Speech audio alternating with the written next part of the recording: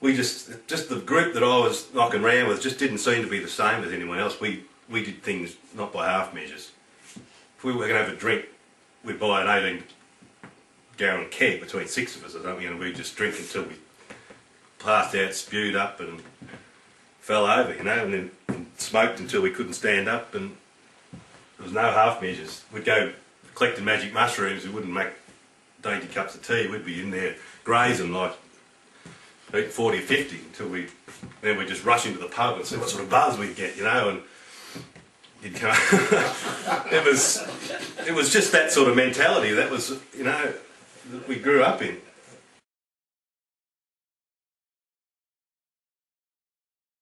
I'd wake up in the morning, because after a while I was losing most of the night. I couldn't remember. So half of my life I just can't remember. And then there'd be that niggling thing in the back of your head. Oh, what have I done? What have I done? What happened last night? Who have I offended? What have I said? What have I done? And that was just used to go on. It'd be a cycle, and I think, oh, we don't drink. And you'd be back into it again. And it was a terrible feeling. And it became, the more I did it, the older I got, the more oppressed I was. And then I'd get into deep oppressions.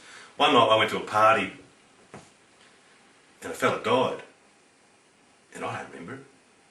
But I ended up getting accused of that bloke's murder, you know, and that hung over me for 3 years. The hopelessness of it, of drinking all the time. I wouldn't get out of bed sometimes until the pub was open. Just so, because I'd be bored otherwise, you know. I'd get that bored without something stimulant in me to keep me going. I remember one day, they found me. Oh, I picked you up last night, this bloke said. You were down the main street saying that I am the devil and all this sort of rubbish, you know, and that really shook me, you know, because I was brought up to believe in God, and I did believe in God still,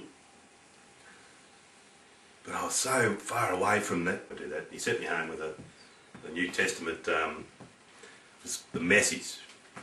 For those you know don't know what the message is, it's a New Testament Bible, the story of Jesus Christ, spoken basically in street language, in the sort of talk that me and you use. I went home and read it. I think I read it 3 times right through, and it was it really brought some sort of relief, you know. After a couple of weeks, the pastor sort of said, "Is there anybody who's never taken Jesus as his Lord and Saviour, made a commitment to God?" And I thought, well, you know, this is it. I had a prompting. Somebody said, look, get up there and do it. You know, what do you got? There's nothing holding you back. You're living by yourself. That's all. You know, you've got to look after yourself now. And just, it seemed the right thing to do. So I got up there and said, it's a simple prayer. It's just basically, you know, people make a big thing about it. But all it is basically, you're saying, Lord, I believe that you are the Son of God, and you walked this earth in the flesh. You died and rose from the dead. And Lord, can you please forgive me for my sins? And that's basically it. And you know, I take you as my Lord and Saviour. And I said it and meant it. And as soon as I said it, these stream of things just coming out of my eyes. It was incredible. I thought, wow, what's happened here? I actually felt something physically happen to me, and it was like something like that, oh, wow, what's going on here? This is actually happening, physically happening to me. One day I was just out in the front yard and playing around, humming around, doing a bit of a jig, you know. What's going on? All of a sudden I stopped and wow, what's going on here? What's going on? And I felt this smile go to my face. And all of a sudden I felt, wow, I don't feel hurt anymore. I feel as if there's something's being lifted off me. It was just it'd probably been coming on for the last couple of days, but all of a sudden I just, wow, this is alright.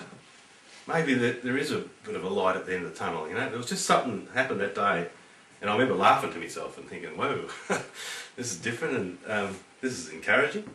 I've been smoking White Ox for a long time, and heaps of joints. I'd go to work, have one before I got up, have one to the night usually. get up, have one for breakfast, roll at least 3 for the day at work.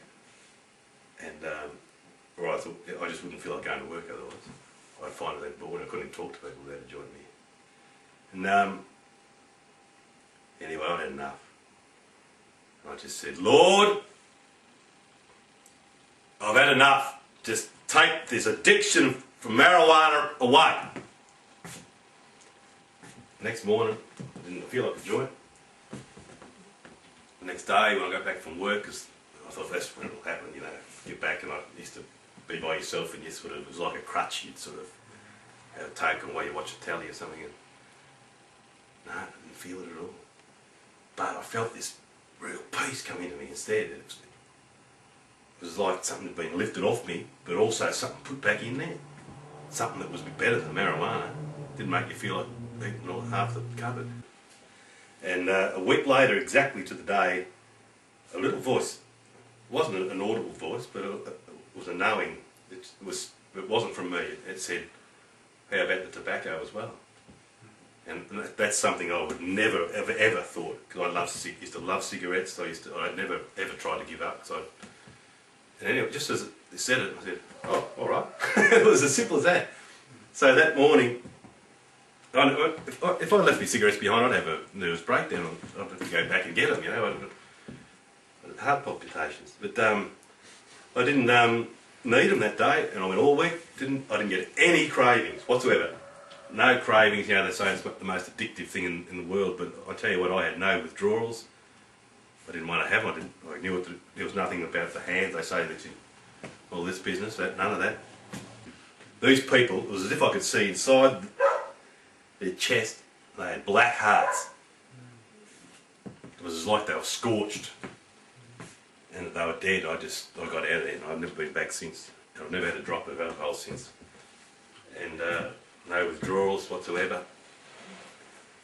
That night, such a peace come into me that I just can't describe it, you know. And there's been the smile on my face ever since. That was 12 months ago, so I don't think it doesn't look like it's going to lose. Look, it's real, mate. It's real. It really is. The love of God is the most powerful thing in anyone's life, and I just encourage you, anyone, if they haven't taken Jesus Christ as their Lord and Saviour, it's not a big deal. It's not a contract that you're locked into or anything like that. You're not bound to a church or anything like that. It's just something between you and God, and it works, eh?